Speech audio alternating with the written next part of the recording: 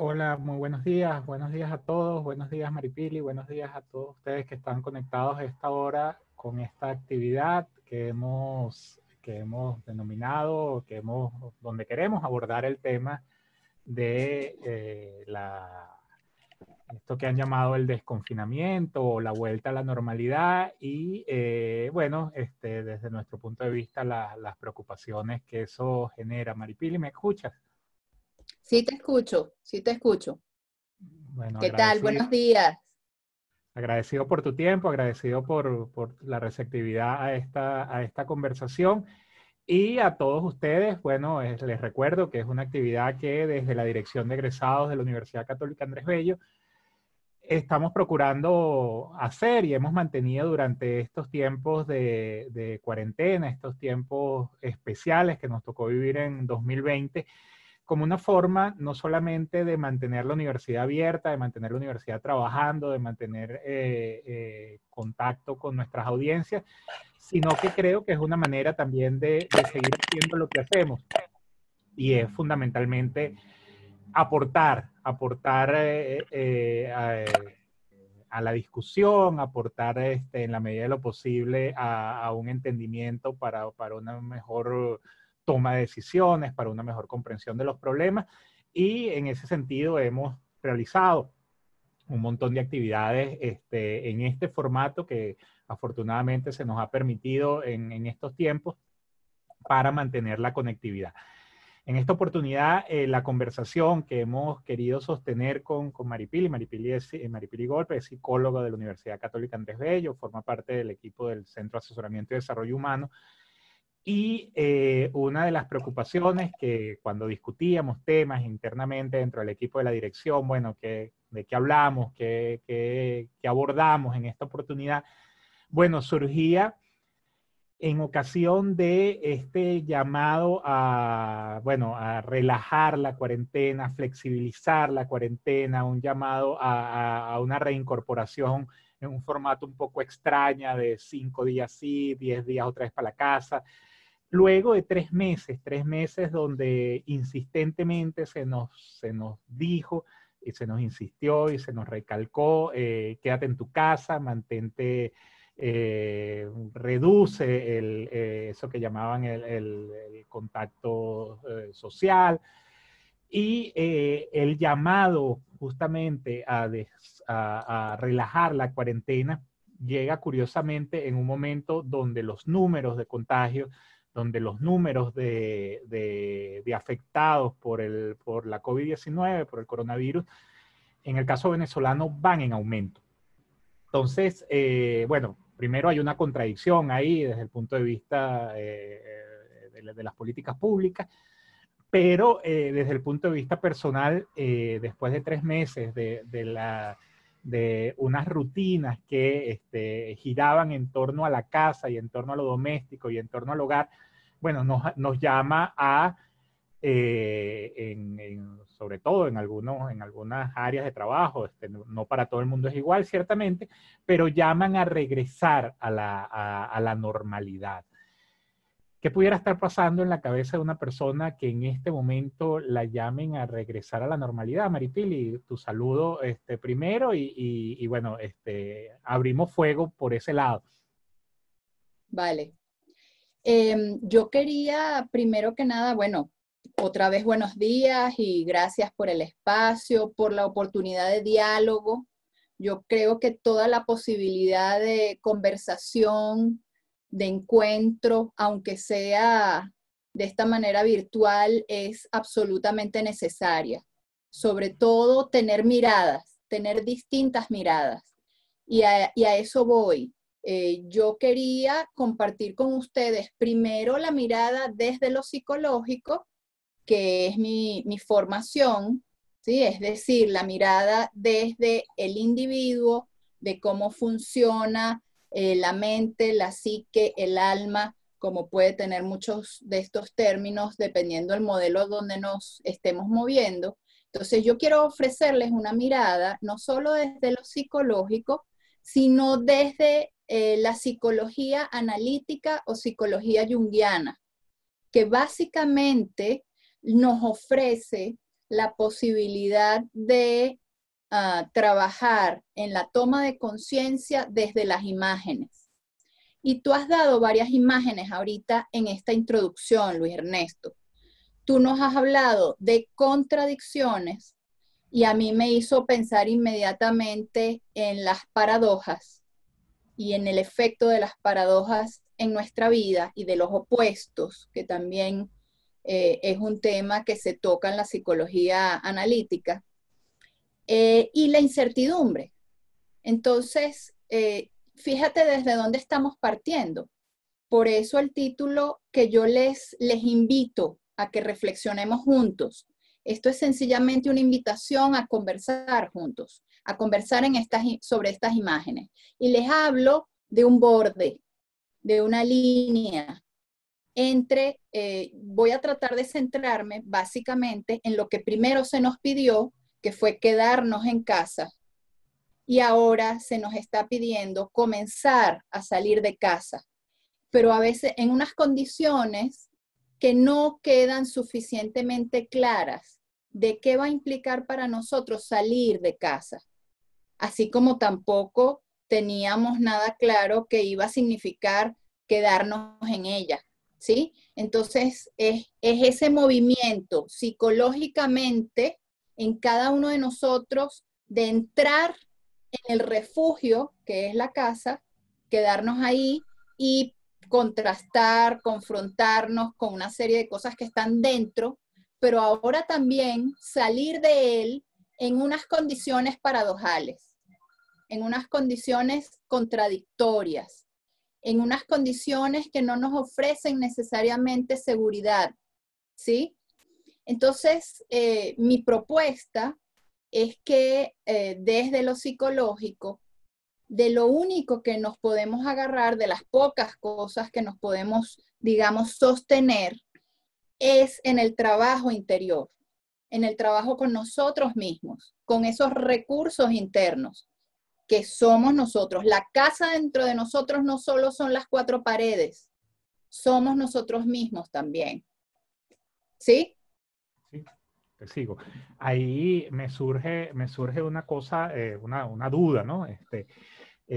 Cuando regresamos a casa, cuando el llamado, mediados de marzo, ya estamos por cumplir 3 meses de volver a casa, también fue un momento de mucho estrés, de mucha ansiedad, de mucha angustia, porque, bueno, estábamos saliendo de unas rutinas, además de unas certezas formadas a partir de esas rutinas que nos permitían, bueno, ordenar nuestro día, ¿no?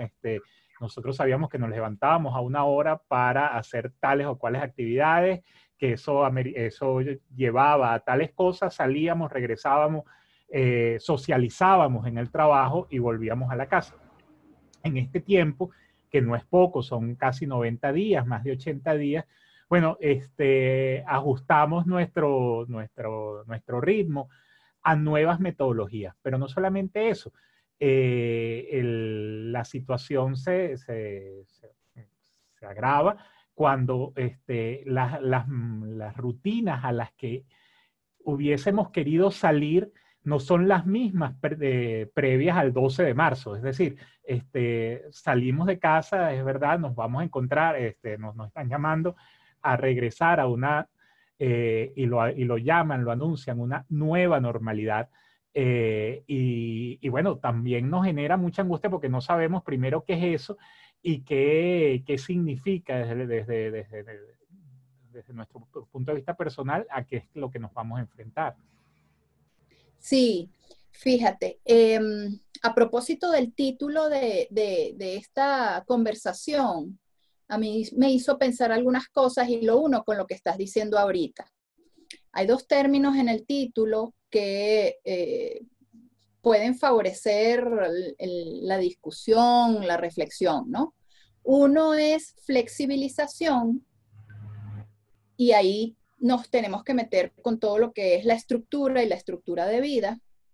Y el otro es normalidad. Bueno, nueva normalidad. También yo pensaba mucho en las sutilezas del lenguaje y cómo cuidarnos de lo que el lenguaje nos invita a representar el mundo de determinada manera, ¿no? Entonces, efectivamente, veníamos con una estructura de vida, cada quien la suya, cada ciudad la suya, cada país el suyo. Entonces, una estructura de vida muy montada, mal que bien, de maneras más o menos previsibles, en planes, en rutinas, en hábitos, en actividades, ¿sí? Y entonces viene de repente un cambio súbito. Se nos anunciaba así a lo lejos, en tal país está sucediendo esto, en tal país está sucediendo lo otro respecto al virus, ¿sí? Pero definitivamente, ¡pum! Un día nos dicen, no puede salir más. Entonces, toda la estructura cambia, ¿sí? Y lo ven ustedes en la frase que les coloqué del libro de la peste de Camus, ¿no? Aquí no se salva nadie de eso, ¿sí? Y no tenemos que estar necesariamente infectados por el virus. Estamos infectados por muchas más cosas. Esa es otra imagen también. Estamos infectados por el hecho, y entiéndanme esto simbólicamente hablando, estamos infectados por ejemplo, la incertidumbre. Volvemos al punto, ¿no? Al cambio, a las paradojas, ya dijimos, a los tránsitos, ¿sí? Entonces, ¿qué pasa si esa estructura en nosotros, en lo individual, en lo familiar, en lo social, también puede tener extremos, desde estructuras muy rígidas, personas que no pueden cambiar de planes, personas que necesitan esa estructura de la rutina y de los hábitos para sentirse contenidos psicológicamente hablando, o personas mucho más laxas y países más laxos, eso también lo vemos, ¿sí? En la manera de ejercer los controles sociales y los acuerdos sociales y las leyes. Entonces, más laxos en cuanto a que incluso no hay estructura, no hay claridad de estructura. Cualquiera de las dos posibilidades tiene riesgos. Entonces, cuando nos acecha este virus, esta pandemia, y nos trae, nos confronta con el hecho de cambiar nuestra estructura de vida cotidiana, obviamente es un sacudón, ¿sí? Y ahí se movilizaron cantidad de cosas, cantidad de emociones, cantidad de ideas y pensamientos. Uno de ellos, evidentemente, la ansiedad.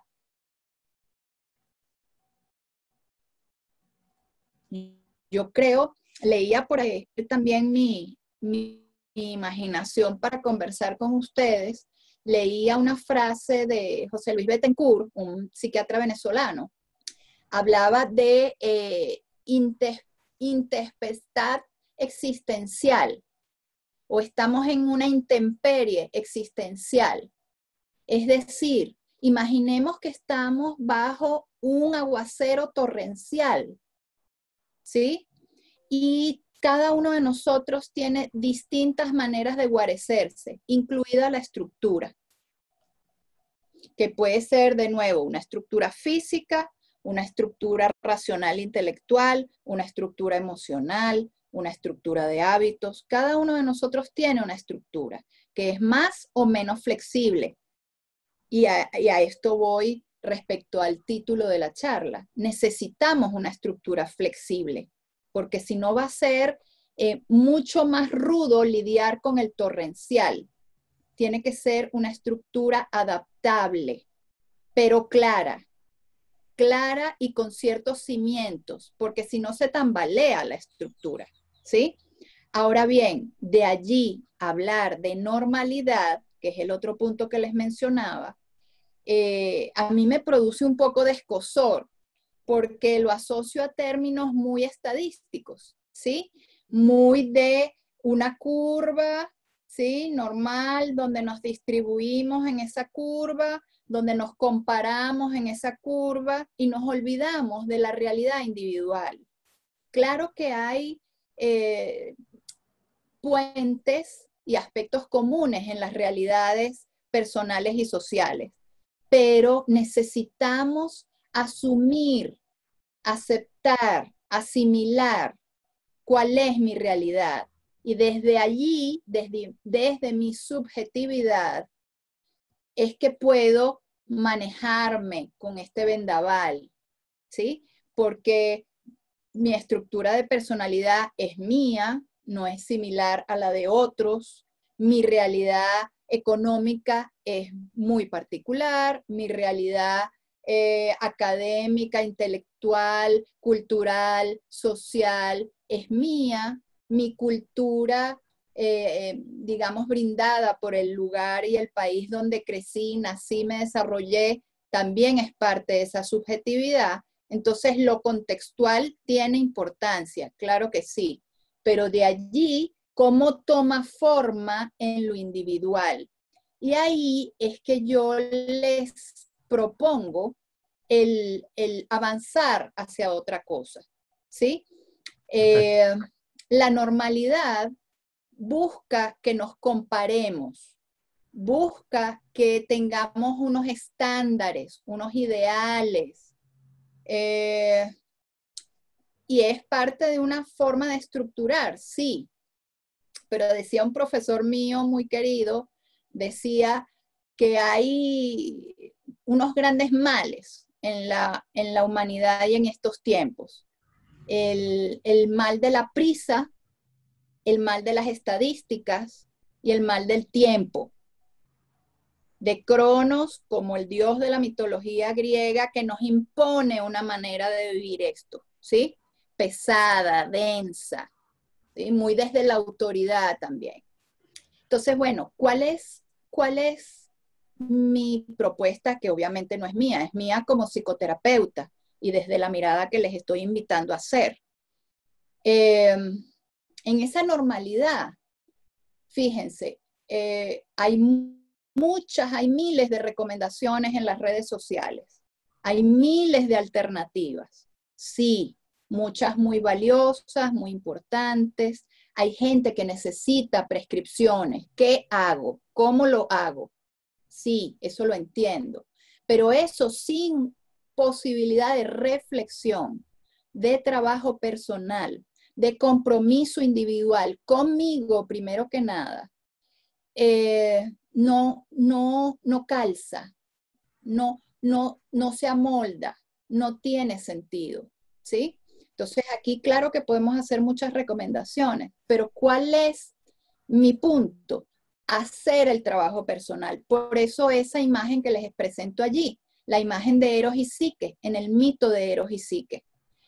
La mitología, así como los cuentos, así como los relatos en muchas culturas, así como los sueños, les decía yo que las imágenes son muy importantes para la psicología analítica, nos muestran imágenes de ese trabajo personal, de hacia dónde apunta ese trabajo personal, psicológico, individual.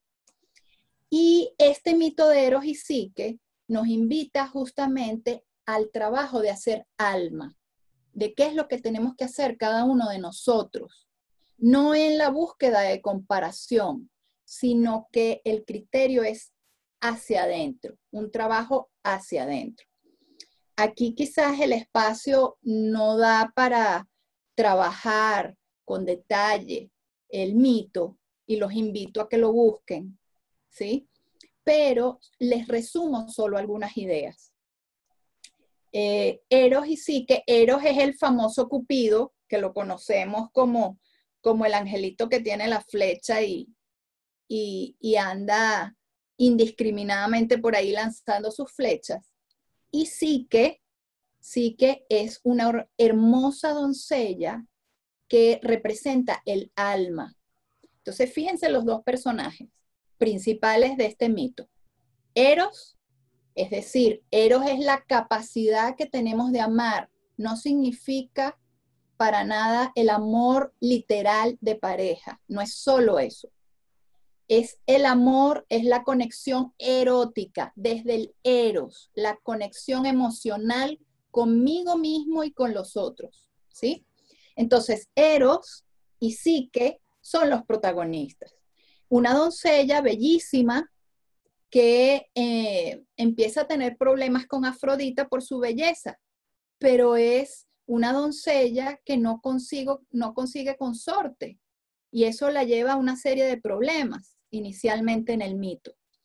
De allí conoce a Cupido, a Eros, se vinculan, comienzan a convivir, pero él le hace una petición.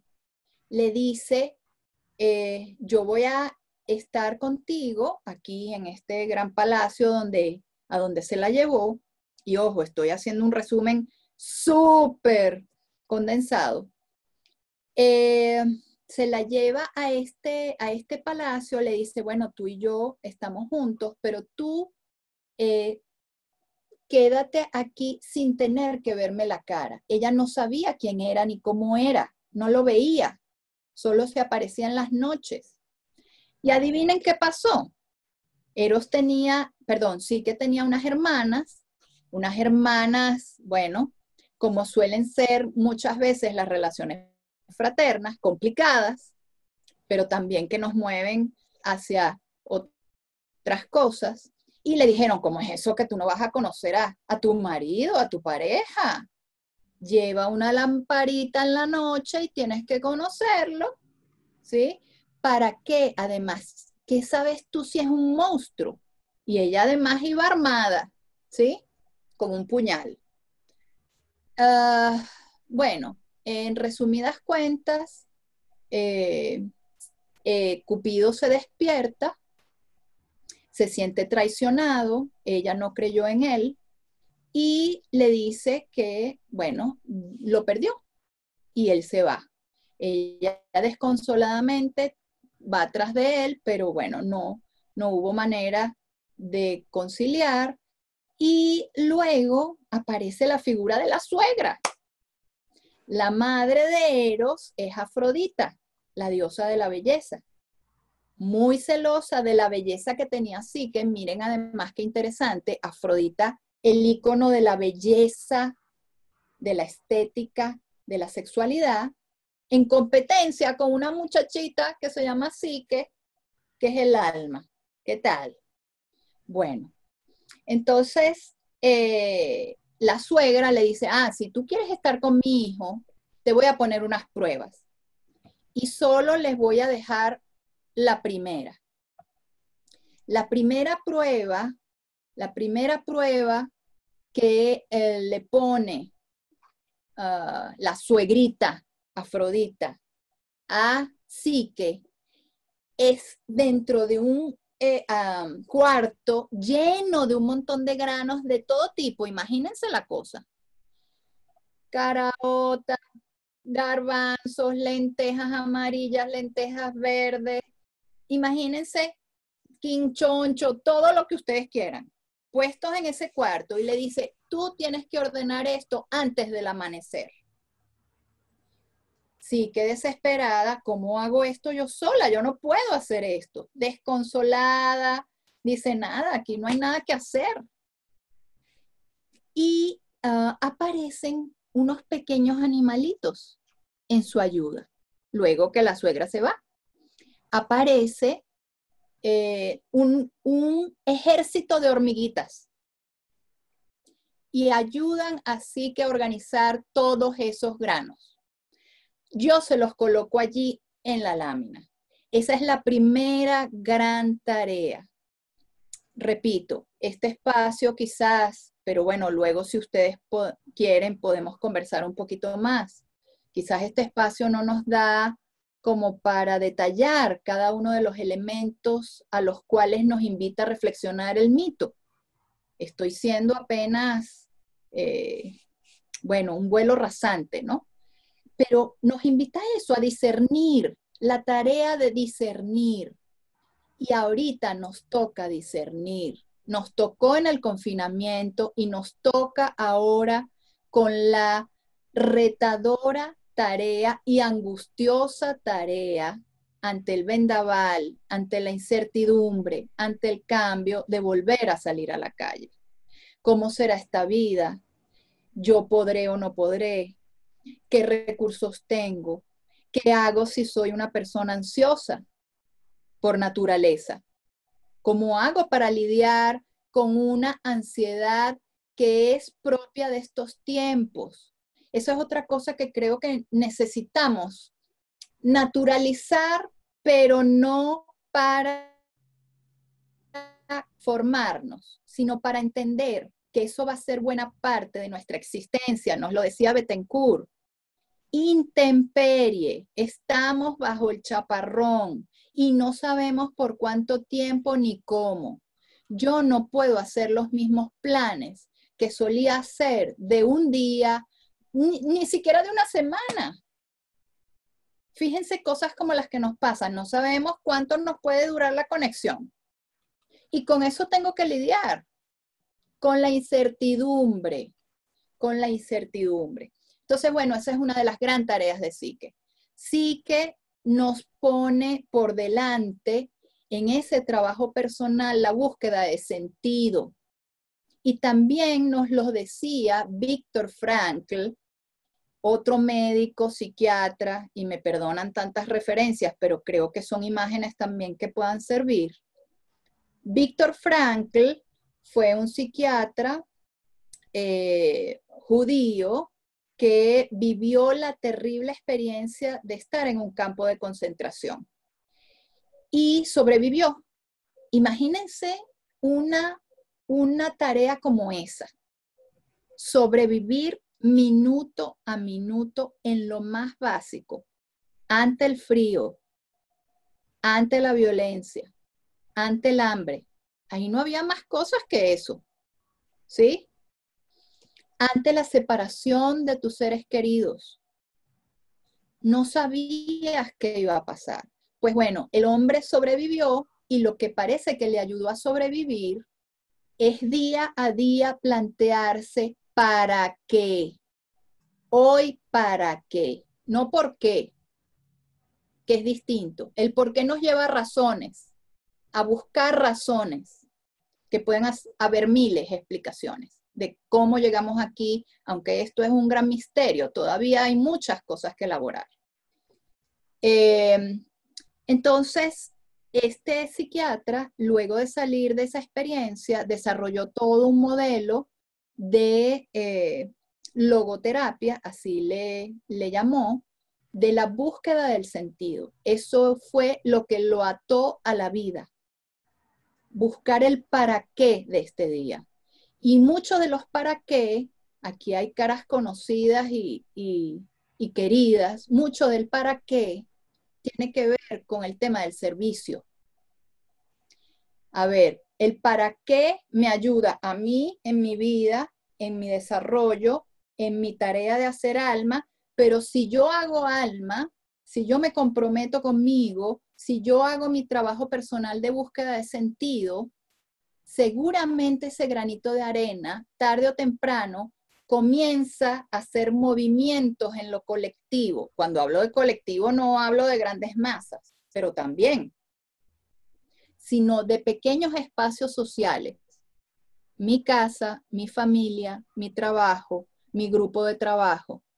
Si cada uno se compromete con la tarea de hacer conciencia, que es la función de la psicoterapia, no es aconsejar, sino hacer alma, hacer conciencia, darme cuenta. Si cada uno solo se encarga de eso, ¡wow! Es mucho lo que podemos hacer. Y no, decía Jung, no para ser seres perfectos, olvídense de eso, porque ese es el ideal, además, occidental, del éxito, de la productividad, no, es para ser seres más completos, integrando aquello que no conozco de mí, integrando lo que es inconsciente, incluso lo desagradable, ¿sí? ¿Cómo vamos? Porque Bueno, yo me puedo pegar a hablar. de tiempo vamos chévere. Y Quería, de la línea de contenido, cuéntenme.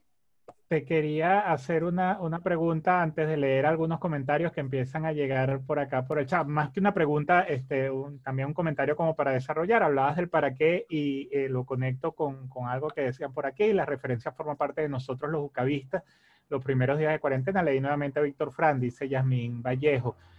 Y Erika Natalia Colmenares dice, te da la razón, así es Mary Pili, el para qué es importante. Los jucavistas tenemos el para qué bien definido en todo amar y servir. Y eso me sirve para conectarlo también con el trabajo de la universidad, que finalmente, bueno, es la casa común de los que estamos acá, lo que nos conecta fundamentalmente, aunque entiendo que hay algunos de los participantes que no son antiguos alumnos, que no son egresados, y por supuesto que son bienvenidos, pero en este espacio de la universidad, eh, cada, más allá bueno, hay una razón de ser de la universidad, hay una razón de ser de gran objetivo general de la universidad, es la formación de profesionales, es la formación de talentos, es la formación de personas para el desarrollo del país.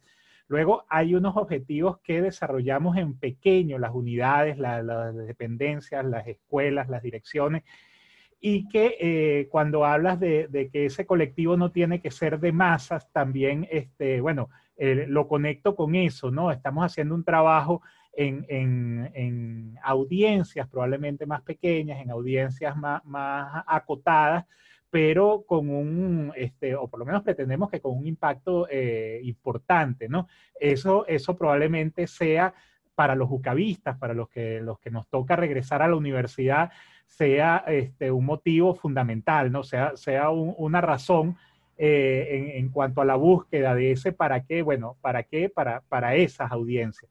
Luego, la invitación en este caso es si hay técnicas o si hay recomendaciones para que cada quien encuentre su para qué, si podemos llevarlo por ahí. Sí, y creo que alguien creo que lo mencionaba por aquí. Sí, ¿cómo se come eso? Dice Héctor. Y otra también Eso querida vecina por aquí, deciré. Sugiere aterrizar, exacto. Fíjate, por ejemplo, tú hablabas, y Erika también hablaba, de los idearios institucionales a los cuales pertenecemos. Correcto. ¿Sí? Por ejemplo, el tema de amar y servir, el tema de atender a los más vulnerables, que por distintas razones, ojo, el asunto es que no son los otros los más vulnerables, es que yo también soy vulnerable, pero de distintas maneras. Yo creo que la invitación aquí es que cada uno de nosotros, y a lo mejor ese para qué, esta pandemia nos coloca en el lugar de ver la fragilidad de todos, de cada uno de nosotros, ¿sí? Ante una gran, siento yo, esta es una postura muy personal, una gran omnipotencia, un gran narcisismo de creernos tan poderosos que podemos controlar todo, con la tecnología, con los avances científicos, con el conocimiento. O sea, creemos que no las sabemos todas, ¿sí? Y eso nos coloca muy lejos de reconocer nuestras fragilidades. Entonces, uno de los grandes trabajos que tenemos que hacer, por ejemplo, en esa revisión personal, es reconocer nuestra propia fragilidad, vulnerabilidad como seres humanos, nuestra conciencia de finitud, nuestra conciencia de muerte, simbólicamente hablando, porque además toda esta pandemia y el confinamiento nos encierra en la casa por temor a enfermar, por temor a morir, ¿sí? Pero no lo literalicen. No es solo la muerte física la posibilidad, es perder una cantidad de cosas en mi vida, es perder la vida que conocía. Tú lo decías antes, Luis Ernesto. Pero para mí, también el para qué, por ejemplo, tiene que ver con, de nuevo, si soy parte de la UCAP y su ideario es amar y servir, entre otras, pero fíjense, yo pensaba esta mañana en el tema de la gratitud, y la gratitud al pertenecer a una institución y a un lugar que también sí me ha formado, pero que, ojo, yo no soy solo la institución. Cuidado con eso, porque ahí nos desdibujamos como individuos otra vez. Entonces, ¿cómo entiendo yo el amar y el servir? ¿Cómo se hace cuerpo en mí el amar y el servir? Porque si no me convierto en una autómata, incluso de la institución, sin sentido alguno. Entonces, la gratitud, por ejemplo, es importantísima. Claro que sí. Agradezco, pensaba yo esta mañana, entre otras cosas, pertenecer a esta institución, porque para mí, por ejemplo, el amar y el servir, yo lo relaciono más con mi experiencia familiar, si ustedes, si cabe aquí la confesión. Pero la institución a mí me ofreció más el magis, ¿sí? Es decir, hacer aquello que haces con pasión, hacer aquello que haces de la mejor manera posible y otra vez con sentido. Entonces, la gratitud, reconocer nuestros referentes, de dónde venimos, a dónde pertenecemos, reconocer nuestra fragilidad, también como seres humanos finitos, reconocer todo aquello que podemos haber perdido y que vamos a seguir perdiendo. ¿Sí? Es conectarnos con nosotros mismos desde el eros, desde el amor, desde la compasión también, ¿sí? Y dándole sentido, pero un sentido muy personal, el sentido que cada quien viva de esta pandemia y de esta salida de casa nuevamente, es un sentido que se construye día a día, personalmente, ¿sí? Yo sé que lo que les estoy planteando es incómodo.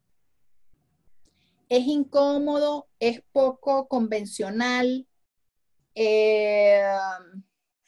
Yo sé que me están pidiendo prescripciones y yo les estoy diciendo no, no, no es desde allí donde yo me paro. Yo lo sé. Pero yo les voy a contar una experiencia. En este periodo, yo he tenido que encontrarme, repito, conmigo misma de otra manera en casa, pero también con mis vecinos desde otra manera. ¿Sí? Y empezamos a compartir con unos vecinos en particular.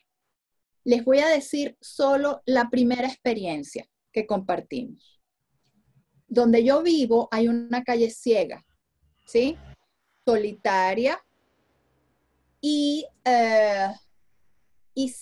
sacamos unas sillitas, respetando, ojo, mosca, respetando la distancia física, sí, la respetamos, y con las seguridades del caso.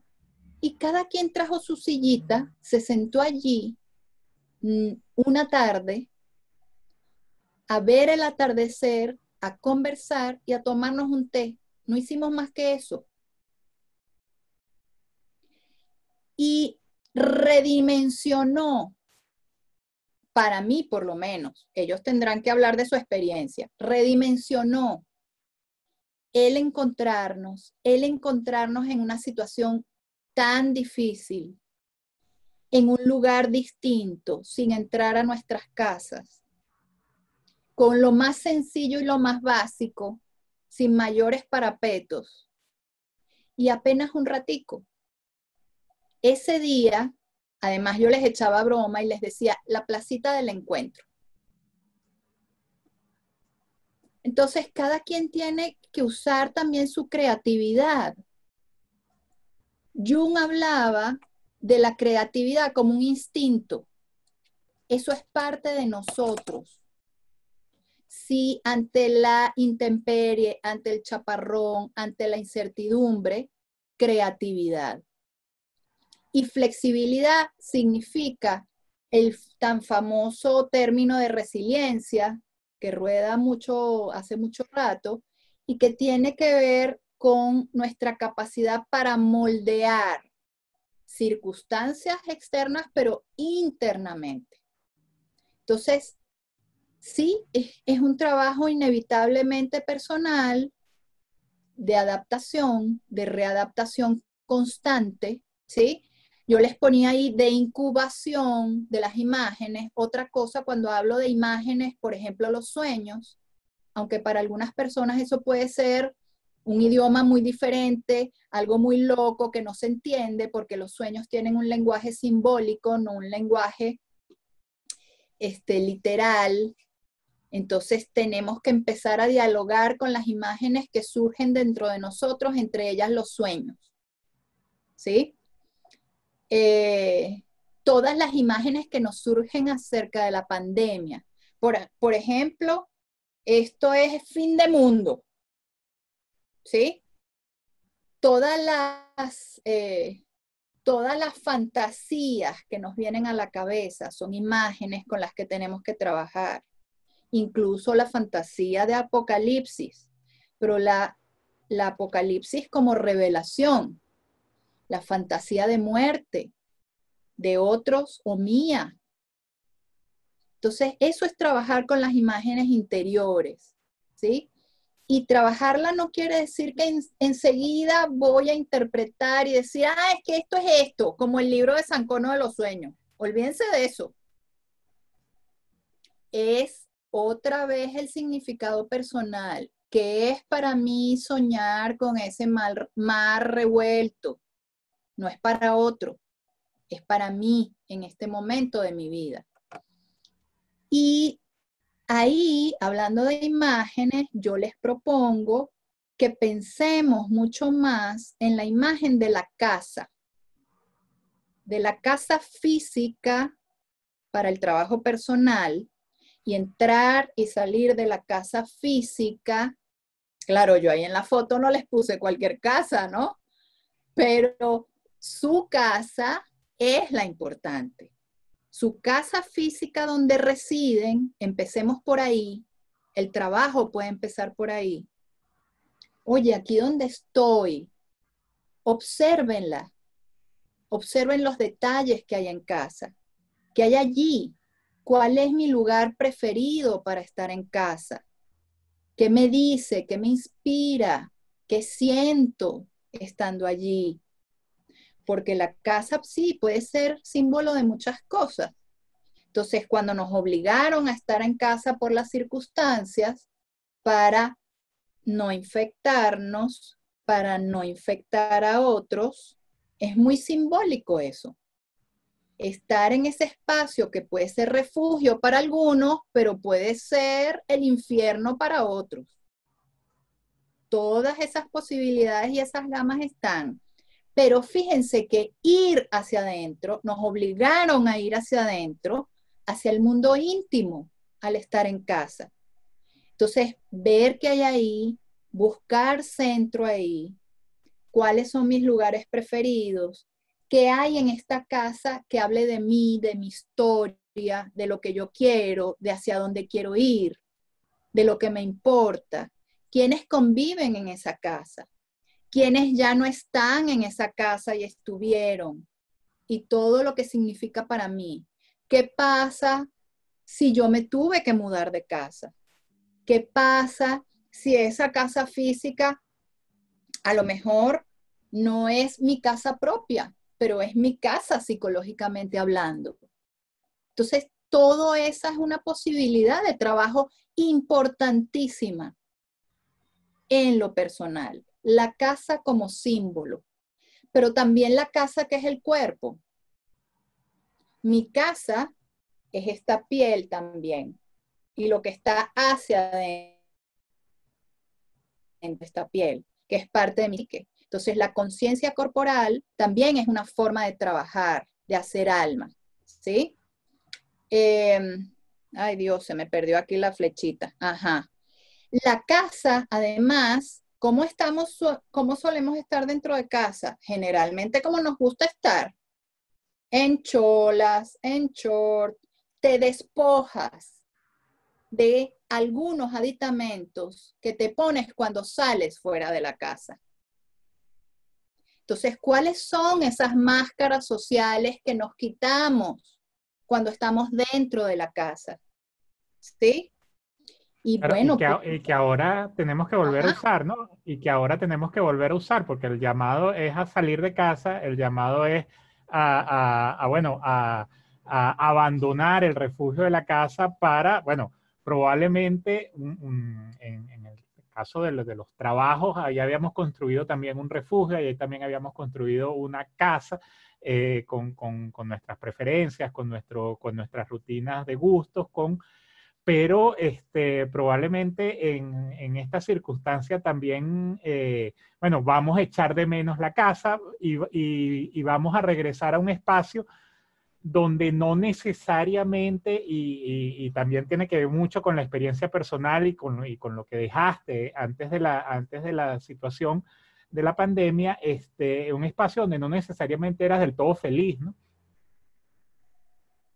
fíjate, para mí, por ejemplo, esta es otra de los temas controversiales cuando ahora nos piden salir de casa. ¿Por qué? Porque cada quien a su ritmo y a su manera ha vivido esta experiencia de confinamiento, de estar dentro de casa y de otra vez el símbolo de recogerse, de internarse, de despojarse de algunas cosas, de perder otras. Para algunas personas ha sido dificilísimo, angustioso, aburrido y deprimente tener que dejar lo que solían hacer fuera de casa, por ejemplo, ¿sí? Bueno, primero por sus características personales, a lo mejor los extrovertidos lo llevan peor que los introvertidos, el estar en casa, pero bueno, no hay tampoco recetas en eso, pero también, digamos, lo que cada quien haya podido conseguir en esta experiencia dentro de casa, como un saldo a favor, a partir de sus reflexiones, a partir de sus experiencias y vivencias dentro de casa, con la familia, consigo mismo, yo creo que más bien, más que abandonarlas, es cómo las integra. ¿Qué cosas de verdad en este proceso reflexivo considera que debe dejar de las máscaras sociales que a lo mejor estaban impulsándole y empujándole constantemente a que trabajara, bueno, de forma compulsiva, por ejemplo, ¿sí? O estuviese muy pendiente de la apariencia física, o estuviese muy pendiente de los productos, resultados, éxitos, quehaceres, ¿no? Entonces, cada quien en ese trabajo personal tiene que responderse en esta posible salida que integra de su proceso reflexivo dentro de casa, incorpora que antes no veía y qué cosas necesita ir limpiando, descartando. Pero fíjense qué curioso que está el símbolo también literal de la mascarilla. No solo dentro de casa nos quitamos algunas máscaras, podemos andar sin la mascarilla de protección, pero ahora resulta que nos dicen que salir a la calle sin eso es una locura. ¿Mm? Entonces, ¿qué implicaciones tiene eso en las relaciones humanas también? En el diálogo, en el intercambio, en el poder, en el poner distancias, ¿sí? Entonces, ¿de qué nos despojamos? Que también qué ropajes necesitamos volver a tener para poder salir. Todas esas reflexiones son necesarias, ¿sí? Y ahí las realidades individuales, subjetivas y personales tienen que prevalecer. ¿Me explico? Y digamos, en la medida, estos llamados, en el caso de Venezuela, además, con todas las improvisaciones que hemos visto en el tema de políticas públicas, en el tema de manejo de la crisis, de manejo de la pandemia, estos llamados ocurrieron de un día para otro, ¿no? Estos llamados, el viernes te dicen, bueno, el lunes vaya y móntese en los patines, el lunes vaya y vea qué metro consigue, el lunes vaya y vea qué transporte consigue. Digamos, desde el punto de vista personal, ¿qué preparación? O sea, ¿qué tiempo tengo yo para prepararme? Y si hay una preparación, digamos, express que yo pueda hacer para salir a la calle bueno, sin todas estas, sin poder pasar por un proceso Claro, más largo. casi que de duelo, ¿no? O sea, de una internalización de ahí dejar algo, desprenderse de algo, bueno, en una cosa como muy, muy de shock. Sí, sí, sí, sí. Es que, fíjense, yo me hacía varias preguntas y bueno, tú lo has dicho, si hay que hacer una preparación en lo psicológico, y a lo mejor todo esto son ritos de paso, de transición para nosotros poder a lo mejor digerir lo que estamos viviendo, ¿no? Cada quien, repito, a su ritmo. A ver, yo sé que Luis Ernesto me ha increpado varias veces para hacer algunas puntualizaciones. Y sí, nuestro sistema inmune tenemos que cuidarlo. Eso no es cuento. El sistema inmunológico, y eso lo podría decir mucho mejor que yo, la gente que trabaja con psiconeuroinmunología, que ahora el nombre es más largo. Es decir, nuestro sistema de defensa es fundamental fortalecerlo. Nuestros caballitos de batalla en la biología, hablando biológicamente, pero también psicológicamente hablando. Entonces, ¿cómo se fortalece ese sistema inmune? Que además no es que lo hice una vez y ya está todo listo. Olvídense de eso. Es que ese es el asunto. Aquí y siempre en lo psicológico nos confronta a que el trabajo es permanente, continuo, de revisión continua, no se acaba nunca, ¿sí? Entonces, las típicas recomendaciones para fortalecer el sistema inmune, y ahí, bueno, lamentablemente, dolorosamente, y eso es un gran duelo, como tú dices, Luis Ernesto, en nuestro país las condiciones son indignas para mucha gente. Entonces las necesidades básicas que fortalecen el sistema inmune están absolutamente desasistidas, ¿no? A la intemperie, más que a la intemperie, ni un paragüitas, pues, ni un techito, nada, bajo el chaparrón. Entonces, comer, por supuesto, descanso, por supuesto. ¿Cómo estamos durmiendo? Parémosle a eso. No solo las horas, cómo es el sueño, es reparador, no es reparador, cómo es. Y ojo, si hay personas que han naturalizado el hecho de dormir, de tener dificultades para dormir, no lo naturalicen. Su cerebro se afecta, ¿saben? Entonces, todo lo que cuida nuestra biología, por supuesto.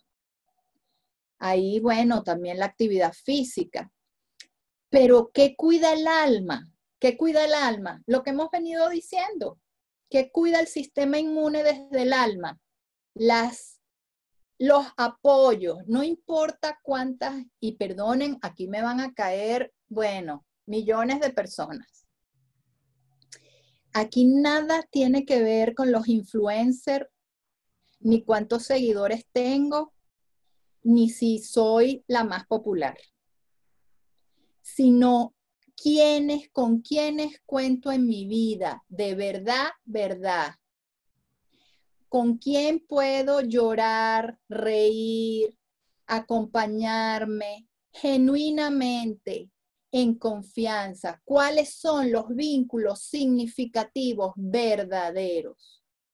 El trabajo como un espacio para cultivar el alma. No importa lo que cada quien haga, sino qué representa eso que hace en su vida.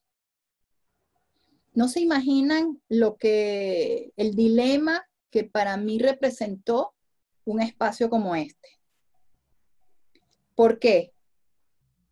Porque bueno, el tema mediático hoy en día es impresionante, ¿no? Y no existes si no estás en las redes.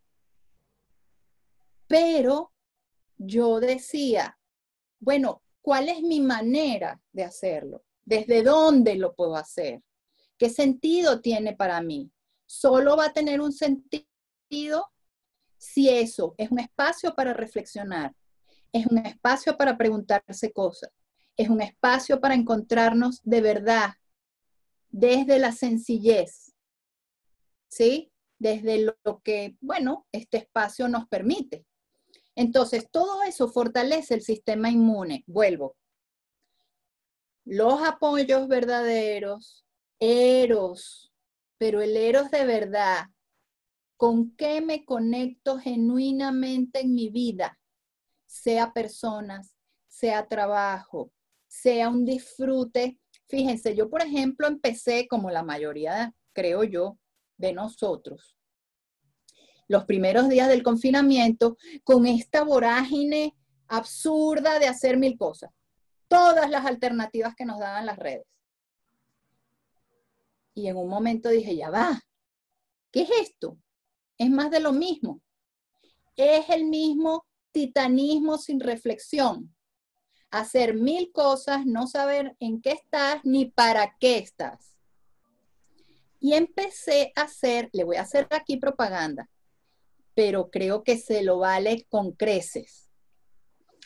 Empecé a seguir a este ilustrador, Edo, venezolano, en su red social, en el Instagram, con un ejercicio que para mí abrió un mundo, que se llama Suelta la mano. Cada quien tiene que buscar su propio suelta la mano. No estoy diciendo que eso sea para todo el mundo. De nuevo, no hay recetas.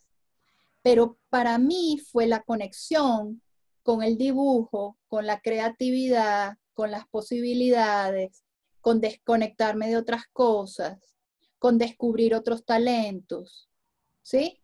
Y de la forma más sencilla, más cercana, y además también otra generosa y bondadosa persona que a través de WhatsApp hizo una amiga mía, arquitecto, que hizo un curso de dibujo para las personas que queríamos. Entonces, ahí no está nada más el tema del dibujo y la creatividad para fortalecer mi sistema inmune y para distraerme y recrearme y pasarla bien. Está la generosidad de quienes propusieron todo eso. Está la conexión otra vez. ¿Me siguen? Entonces, sí, el sistema inmune se nutre de todas esas posibilidades, se fortalecen todas esas posibilidades. Veamos con qué contamos para salir a la calle. ¿Por qué? Porque estamos en esa carretera que les puse y en una zona gris peligrosa. En el in-between, decía Rafael López Pedraza, una cosa ahí medio gris entre la conciencia y la inconsciencia, entre la indiferenciación. ¿Qué implica para mí quedarme en casa? ¿Qué implica salir? ¿Qué implica quedarme en lo conocido? ¿Qué implica arriesgarme? Porque sí tiene riesgos. Y sí me tengo que preparar, cuidando, entre otras, mi sistema inmune, pero cuidando también mi mundo íntimo. Que no todo lo que pasa afuera invada mi mundo íntimo, invada mi posibilidad de toma de conciencia.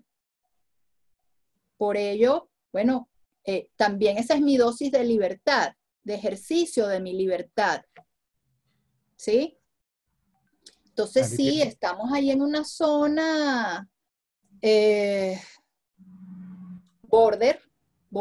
borderline, que como en psicología clínica, ese borderline es una línea muy, es un trastorno de personalidad, ¿verdad? O sea, es una disfunción entre una estructura u otra de personalidad. Entonces pareciera que el salir o no salir, el quedarse en casa o no quedarse en casa, nos pone en este in-between, en esta transición tan difícil, ¿no? Y claro que es muy angustiosa. Hay gente que dice que está sufriendo del síndrome de la cabaña, no querer salir de casa más, después que se metió. ¿Sí? Así es. Eso tampoco lo podemos hacer. ¿Por qué? Porque, bueno, nos están diciendo que la economía está a punto de caramelo y eso afecta a todo el mundo. ¿Sí? O sea, ¿cómo seguimos sobreviviendo? Pero para también intentar seguir viviendo. Esa dosis, esa perlita de seguir viviendo la ponemos nosotros, con esa libertad interior, con esa toma de conciencia interior. Eso no lo puede hacer nadie por nosotros. Y eso hace que nuestro sistema inmune se fortalezca. El humor, ¿sí? Por ejemplo, reír, bailar, cantar. Cada quien conectarse con lo creativo desde algún lugar es importantísimo.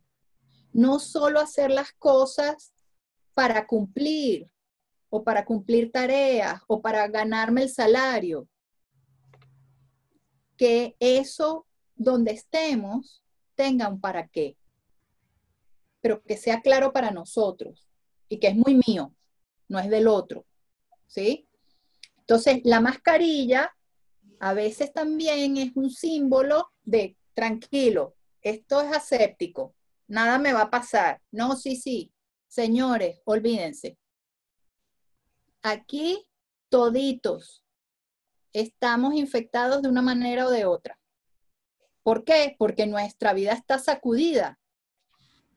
¿Cómo? Sí, muchos dicen, sí, de aquí vamos a salir diferentes, de aquí todo nos vamos a transformar. Cuidado, no hay posibilidad de transformación sin reflexión. Yo por lo menos no lo creo. Maripili, muchísimas gracias por tu tiempo, muchísimas gracias por haber estado con nosotros. La verdad es que dejas bastantes ganas a la gente. Leo por encima algunos de los comentarios. Bueno, nos piden el enlace del video que deja esta conferencia. Con mucho gusto se lo pasamos. Erika dice, en el caso de Venezuela es aún más alarmante porque aunado a esta pandemia que es desconocida para todos los países, la situación de crisis política, económica y social hace que la llegada de la emergencia sanitaria, los problemas se agudicen.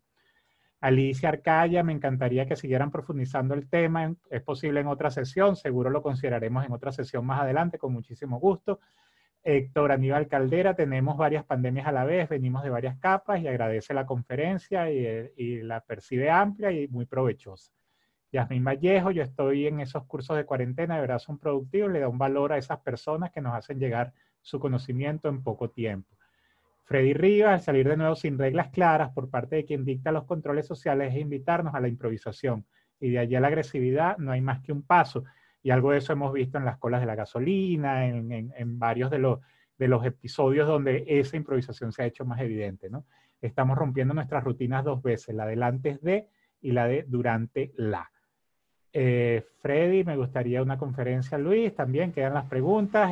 Bueno, varios comentarios agradeciendo y yo también muy agradecido a todos ustedes por su participación, por su tiempo, por estar con nosotros, por hacernos también sentirnos útiles en este momento, por sentir que nuestro propósito tiene un sentido. Y bueno, dejo a Maripili para la despedida de parte de la Dirección de Egresado. De nuevo, muchísimas gracias y atento a nuestras redes para futuras invitaciones. Sí, nos enfrentamos, hay mucho que seguir hablando. Yo agradecida por la posibilidad de dialogar, de tener miradas. Yo no creo que haga falta una sola mirada, sino todas las miradas posibles y que cada quien luego haga su propio trabajo personal. Insisto en eso. Y nos enfrentamos a muchas cosas como ustedes ven, demasiada incertidumbre, demasiadas contradicciones, excesos, sectarismos, lo estamos viendo, y mucha inestabilidad. Entonces sí nos tenemos que preparar psicológicamente, fortalecernos interiormente, ¿sí? para poder lidiar con todo eso. Por eso mi recomendación definitivamente es volver a la casa interior simbólica. No con esto estoy diciendo que hay millones de realidades. Estoy diciendo, ¿cómo haces para rescatar lo que lograste darte cuenta dentro de casa, para llevarlo al mundo de afuera, tomar tus precauciones, ¿sí? Pero seguir el trabajo personal y junto con otros, responsablemente, con conciencia y con compromiso. Bueno, Y bueno, gracias de nuevo y a la orden. a la orden para todos ustedes y estamos disponibles desde nuestras redes sociales, de nuestro correo egresados@ucap.edu.be. Un abrazo para todos. Igualmente, que estén bien.